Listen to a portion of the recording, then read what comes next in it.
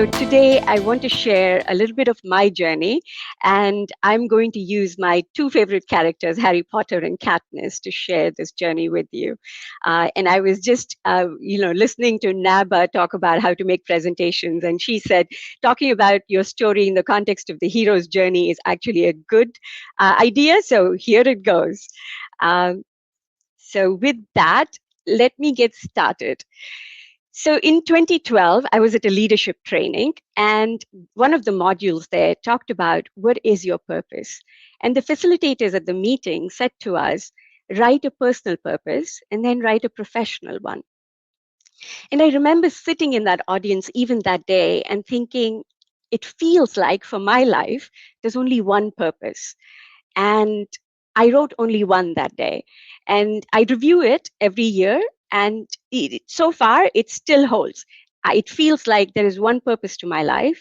And so today I'm asking the question of all of you, what if there's only one purpose in your life, one goal, and that is to be the best version of yourself?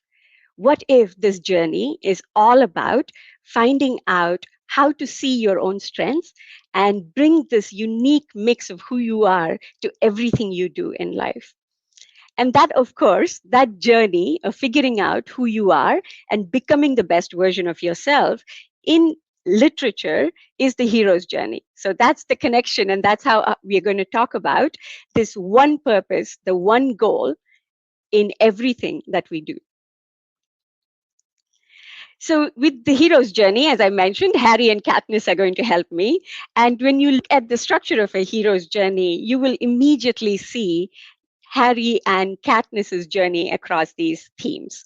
The call to adventure, the first time Harry gets the call from Hogwarts, Katniss, of course, is chosen. Not necessarily what she wanted, but she's chosen. The price that both of them pay for being different, how finding your people makes the journey bearable and sometimes enjoyable. Learning who you are and what your strengths are through trials, because life is difficult. Life will happen to each one of us. Reconciling with ambition and power, because both of them at different points are asked the question of who they want to be and if they want to be the face of something bigger than themselves. And then truly realizing what their purpose is and living that purpose. And today I'm going to tell you my story in the context of the same themes. And I'm going to leave you with a question of what does your hero's journey look like? So let's start with mine. I grew up in India. I'm one of three gals. And at the time that I was growing up, there were a lot of do's and don'ts for women. There were lots of traditional expectations of what girls and women were supposed to do. And very early on, I rebelled. It didn't fit. It didn't fit who I was. Thankfully, my dad was an advocate for an independent and strong, opinionated girls. And all three of us are today independent and strongly opinionated. My mom had a career when most women did not have jobs. And I had the opportunity through education to think about how to build a life that was different from what was being portrayed as the way the world should be. And so I took a leap of faith after my undergrad. And the motivation for me at that time was I truly wanted to know who I was. In India, today even, and I think this is across the world, women are often defined by the men in their lives. And I knew that if I stayed at home, I would know who my dad was when it came down to it. I knew he would nurture, he would protect, but I would never know who I was. And so I wanted to go out into the world and understand what I brought to the table. What was I like when life was tough? And then I wanted to build the life I wanted. I really didn't know what that looked like, very honestly. I had an idea of what I didn't want, but I very much didn't know what I wanted. But I took that leap of faith and moved to the US. The price for being different. Each one of you should resonate with this, because very often when we take these paths that are non-traditional, you're the only person in the room of a particular kind, whether it's the only woman in the room, whether the only Indian in the room. There is a loneliness to that, and there's a cost to it that it's invisible. You don't actually realize you're paying it. And I certainly didn't. I didn't realize how much tax there was to showing up in every room and having to represent a whole group of women or a whole group of Indians. We had a large group. And I often joke and say neither group appointed me their sole representative. So being asked to speak on behalf of these large groups was often difficult. Doubt and feeling like I didn't belong became a common theme in my life. Um, and with the high expectations that I had for myself and certainly felt around me, the common fear was failure was not an option. There was no give in the system for me to ever have a single misstep. And as I mentioned, the funny thing about this is you don't realize the cost you're paying while you're paying it, but that cost is very real and it kind of tires you out on your journey without you realizing. The thing that saved me, the grace in my life, are truly the community of my heart. I've been blessed throughout my journey to have a lot of people who showed up when they didn't need to, when they put their journeys, their opportunities on the line in order to support me, and created for me a safe space to share my highs and lows and actually vulnerably say, this is how I'm feeling today, and this is what I need today. Um, I'm one of three girls, as I said, and it's been natural for me to surround myself with other women. I think it's important for all of us to truly build those supportive, collaborative communities of women. I find that men naturally build these forums, women still don't. And that, I think, is the way for us to accelerate our learning. And truly, when one of us learns, everybody learns. And the two mottos in my life today is I open-heartedly give back as much as I can so that I can honor everybody who poured into me. And then, of course, with time, I've been able to ask for help. This is something I couldn't do at all. And this too will resonate with you as you think about the cost of being the only person in the room. There is so much a desire to be perfect that you forget that it is okay to be human, that it's okay to actually ask for help. And in order to ask for help, you have to reject perfectionism. Otherwise, that will eat you up, and you will feel that in the moments when you truly need help, you cannot show who you are. Uh, and if you think about Harry and Katniss's journey, is Harry Harry at all without Dumbledore, without Ron, without Hermione, without Hagrid? And is Katniss who she is without Senna, without Effie, without Haymitch? And to me, building this community is the saving grace for everything we go through in terms of our journeys. And then how do we know who we are?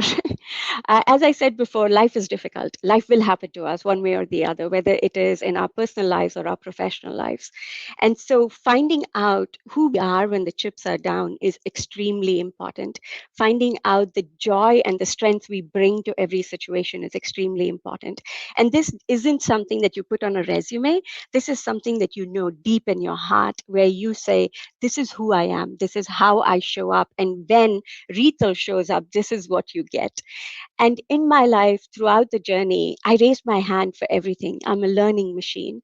I know I do not know everything. When I was younger, I thought I was the smartest person in the room, learned very quickly. I am not.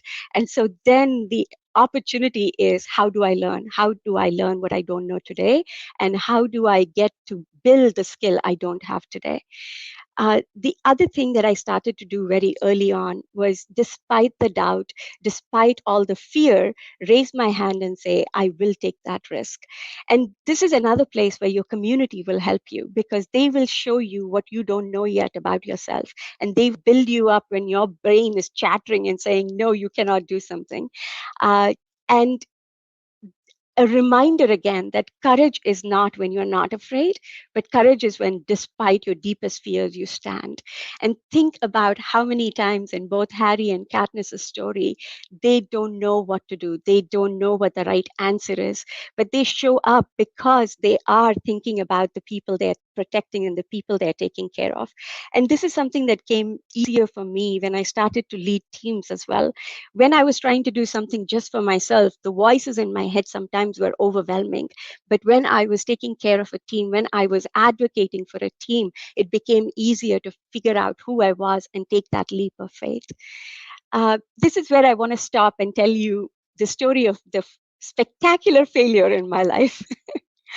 A few years ago, I moved to take on a digital transformation role in a business.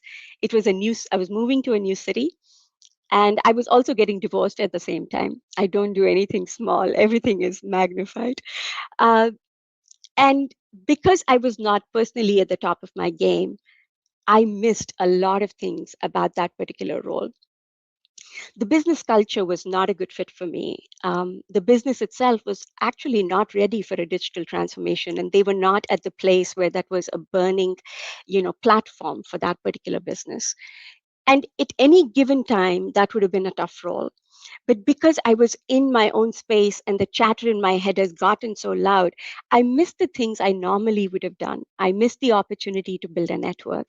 I missed the opportunity to learn. I missed the opportunity to strategically look at what was happening and take myself out of the picture and see the things as they were. And things didn't go well at all. And it was the first time I spectacularly failed in my career. I was blessed till that time to have small failures, but not such a gigantic, it did not work at all.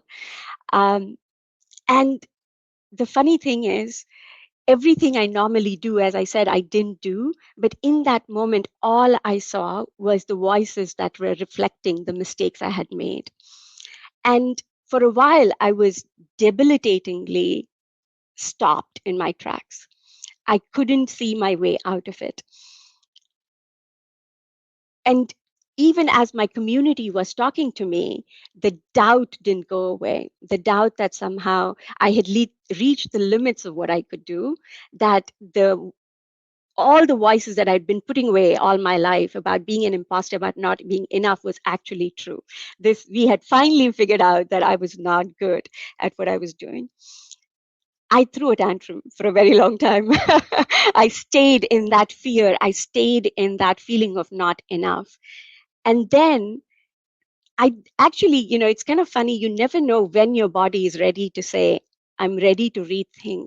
And if I talk to myself today, I don't know the minute when something flipped and I was able to change the story in my head. And we were talking a little bit about perfectionism and doubt, earlier. The biggest risk of all the other doubts that you hear throughout your life is that you start to believe them in your head, that you become your worst critic. And for me, that's what was happening. There was outside voices that said I had failed, but it was the inside voice that was really keeping me in that failure mode.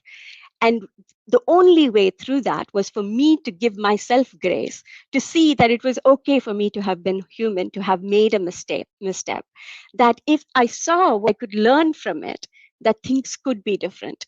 And funnily, that grace, when I gave myself, the voices quietened down.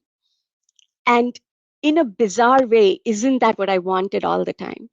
I wanted to know who I was when the chips were down. Here, the chips were down. I had to now figure out who I was and what I would do to climb out of that and truly see who I was and who I could be despite that failure.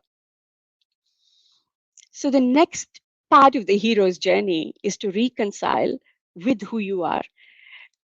So in the middle of that failure, I had a conversation with one of my mentors, and very much petulantly had said something along the lines for, I could do so much more. I know I can be the CIO of a business. I know the job. I know the difference I can make. And of course, because he was a kind mentor, he said to me, okay, then go do it. What is stopping you? And that's the conversation, right? What is stopping us from taking that leap of faith to be in roles that we know we can inhabit?